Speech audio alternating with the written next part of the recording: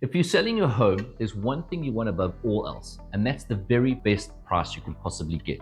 But here's the big question: how do you actually make sure you get it? I'm not talking about luck or hoping the right buyer just happens to show up. I'm talking about a plan. Four key things that work together to make buyers compete for your home and push the price up. Now, first thing to get into your head is this: it's the buyer who's going to give you the best price you want. Not me, not the marketing, not even the prettiest photos you've ever seen. Those things absolutely help, but at the end of the day, it's the buyer who's going to open their wallet and pay. If you want them to pay more than they plan to, you need competition. And the easiest way to create competition is to get as many eyeballs on your home as possible. More eyeballs mean more clicks mean more inquiries lead to more viewings, and that's where competition starts. Competition is what creates multiple offers. Multiple offers is what gets you the highest possible price. So let's go through the four big factors. First up, the condition of the property. In an ideal world, your home would be immaculate. I'm talking brand new kitchen, sparkling bathroom, fresh carpets, perfect paintwork. The sort of home where people walk in and think, I'll take it before they've even seen the upstairs. But let's be real, that's not always possible, and it's not always necessary. If you don't have the time or money to go full show home, just focus on making it as presentable as possible. Clean, tidy, well lit, and smelling fresh. Here's the other thing: don't try to hide what your home really is.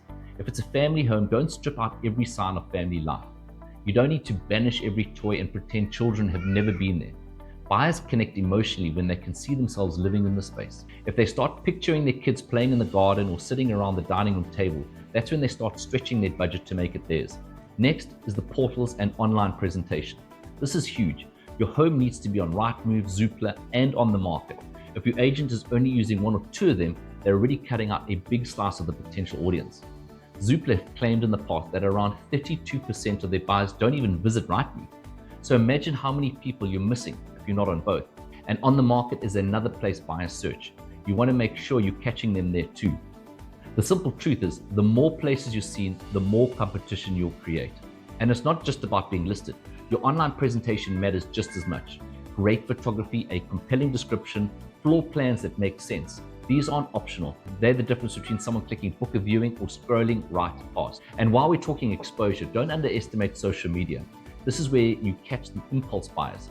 People who weren't even looking but see your home pop up in their feed and think, actually, we should go and see that. They might not have been searching on the portals, but they're still out there scrolling. And third, choosing the right agent.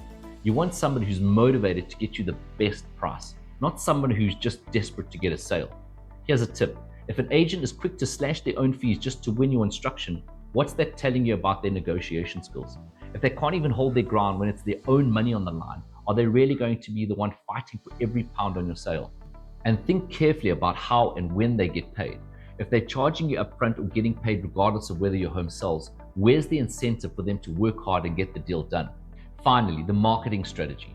This is where a good agent earns their keep. The right strategy isn't the same for every property. A sky-high asking price might look great in the listing, but if your home sits unsold for months, it can end up selling for less than if you priced it realistically from the start. On the flip side, a slightly lower asking price can sometimes trigger a bidding war, especially if it draws in multiple buyers. Some homes will benefit from an open day, where everyone comes to view on the same date, creating urgency. Others will do better with a private viewing or spreading it over time.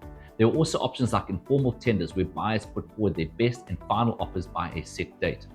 The point is, there's no one size fits all. A skilled agent will tailor the approach to suit your property, your area, and your goals. So here's the takeaway: getting the best price isn't just about sticking a for sale sign outside and crossing your fingers. It's about the perfect mix of property condition and maximum exposure through portals like Rightmove, Zoopla, and OnTheMarket, social media reach, the right agent, and a marketing strategy designed specifically for your home. You get that right, buyers start competing. And when buyers compete, prices go up. If you'd like to know exactly how I create the perfect mix for your property, get in touch. Let's get those eyeballs on your home and the best price in your pocket. Till we meet again, cheers for now.